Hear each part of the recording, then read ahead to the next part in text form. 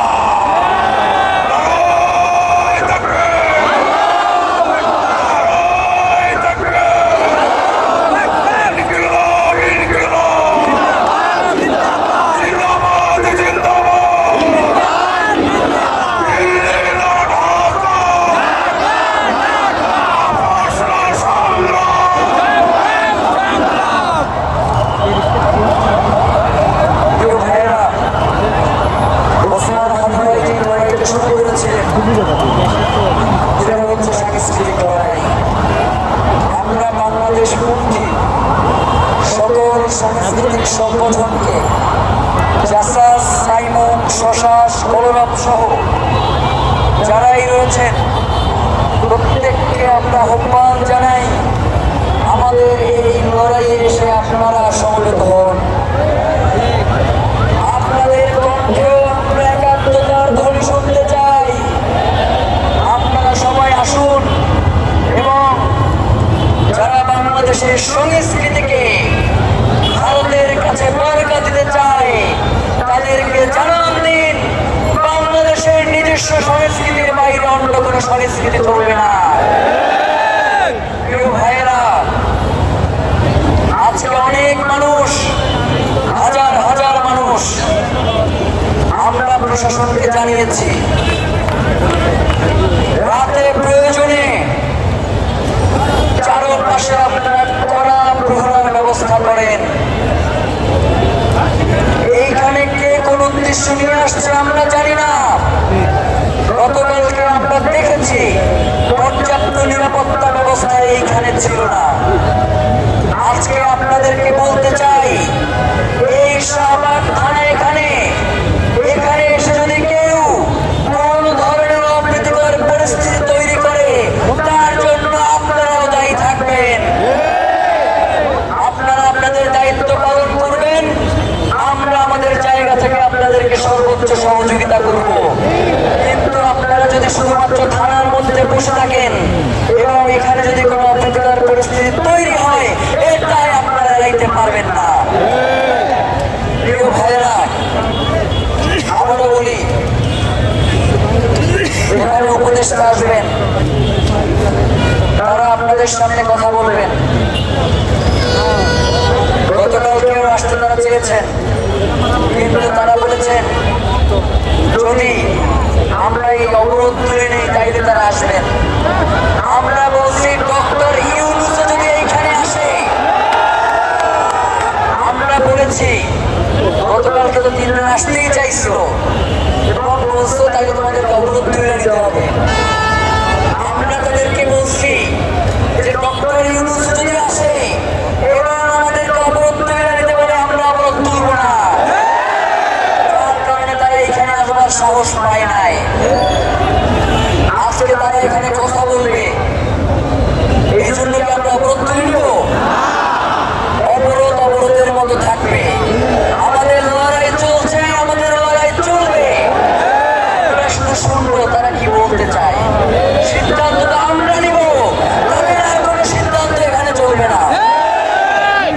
আমরা যেটা আপনাদেরকে বলি সেটা হচ্ছে যেই আসুক আমরা তাদেরকে ওসমান হাদি ভাইয়ের জন্য সম্মান করব, যাতে তারা মনে না করে যে এইখানে যারা বসে আছে তারা ওসমান হাদি ভাইয়ের যে আদর্শের সৈনিক তারা সেই পথ থেকে বিচ্যুত হয়েছে। এই বার্তা আমরা তাদেরকে দিতে চাই না।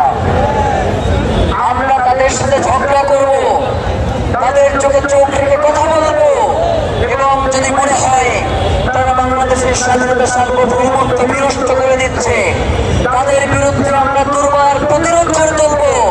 কিন্তু সম্মানের জায়গায় আমরা আমাদের শত্রুকেও সম্মান করতে চাই, তার প্রতি ইনসাফ করতে চাই। স্লোগান কি হবে? কণ্ঠে কি জোর আছে? আপনারা কি ক্লান্ত হয়ে গেছেন? আদিবাসী সৈনিকেরা কি ক্লান্ত হয়? শহীদ হাদির কণ্ঠ কখনো কি নীরব হয়?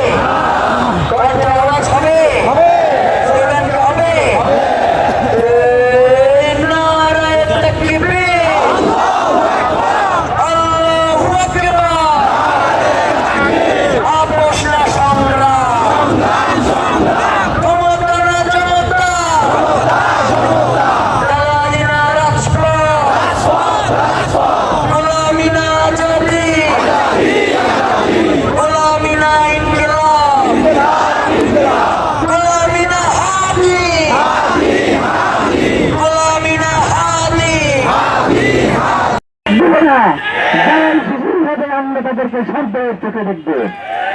প্রিয় ভাইরা, আমাদের এই লড়াই অনেক দীর্ঘ, সামনে আমাদের অনেক ক্লান্ত। তবে একটা কথা বলি শহীদ উসমান হাদি যেটা বলেছেন, আল্লামা সাইদিয়া সেই একই কথা বলেছেন যে বাংলাদেশের সামনে এমন যারা কালো অন্ধকার যদি আমরা এখনই সচেতন না হই, যদি আমরা